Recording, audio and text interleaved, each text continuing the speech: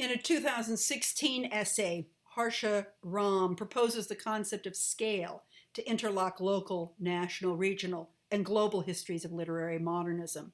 Might the concept of scale apply to dance historiography as well?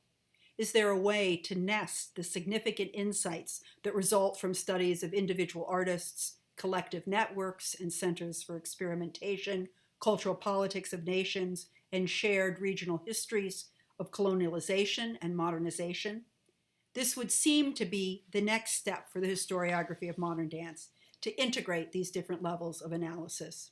In the end, the historiography of the nation state and the historiography of transnational circulation are not antithetical but complementary, as dancers and spectators make meanings in local, national, regional, and global contexts. So this is the point where my forthcoming essay ends, but I would like to add a coda here, reflecting on my visit last year to the conference organized by the Museumstücki. At the symposium on how does the body think, corporeal and movement-based practices of modernism and modernity, Polish scholars in attendance debated the question of how to balance the national and the transnational in their research and writing. Should a Polish dance history prioritize artists who built their careers within the changing borders of the nation? Or highlight events like the Warsaw Competition and Festival in 1933 that drew artists from across Europe and even further, including the Indonesian-born dancer Raden Mas Jojana? How to account for the transnational experiences that informed, even inspired dancers' career, such as Tatiana Wysocka seeing Duncan perform in St. Petersburg, or Janina Michenska studying at the Duncan School in Moscow? How does a Polish dance history include the trajectories of dancers who were forced into exile, such as Ruth Sorel and Pola Norenska, or who migrated voluntarily, such as Roman Jasinski?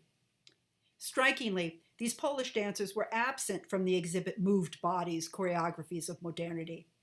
Inspired by the sculpture of Katarina Kobro, the exhibit followed the transnational trajectory by juxtaposing American and European artists in provocative ways: Loie Fuller and Valentine de Saint-Point, Rosalia Klodek and Akarova, Rudolf Laban and Meyerhold, Jean Veit and Jane Dudley.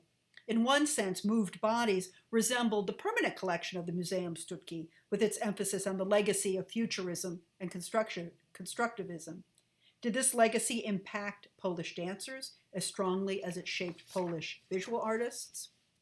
Back in the United States, I happened across a fascinating book at a secondhand sale. So this is my very last volume that I'm showing, this really fascinating book called Ballet to Poland, a collection of writings and photographs compiled by the British critic Arnold Haskell in 1940 and published to raise funds for the London-based Polish Relief Fund.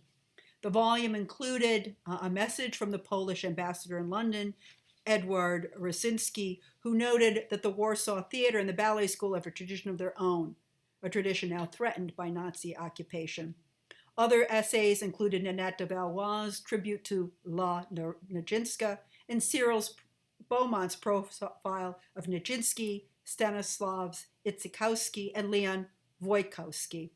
Photographs showed all these dances, plus memorialized the visit of the Polish ballet to Covent Garden in December 1937. I did mark a few of those pictures. So there is this, again, as in Brandenburg, the photographs are a really important part of this volume.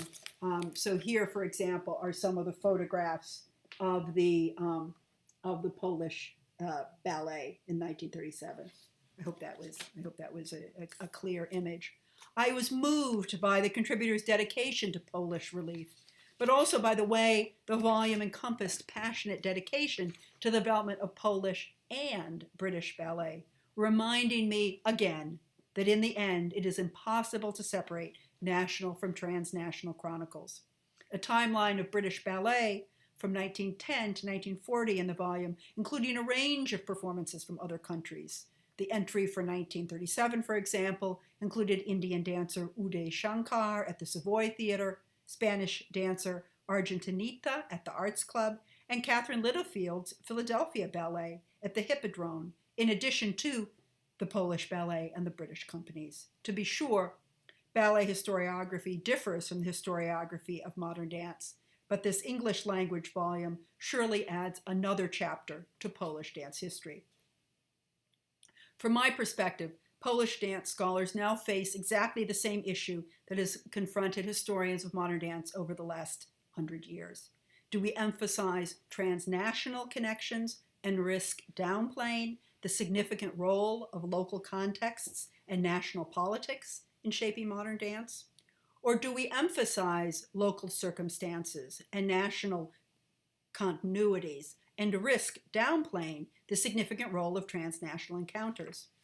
How and where we find this balance between the local, the national, the regional, and the transnational surely varies across time and place. From my perspective in the US, it seems urgent at this moment to recover the global circulation of modern dance, to move away from that 1970s historiography that canonized only modern dance in New York City. But British scholars at this moment may well find it more urgent to recover a national history of modern dance that reconnects developments after 1989 with the vibrant political and cultural life of Poland from 1919 to 1939. So that history too will enrich our sense of the many ways that modern dance has choreographed modernities. Thank you, and my apologies again for not being there in your midst.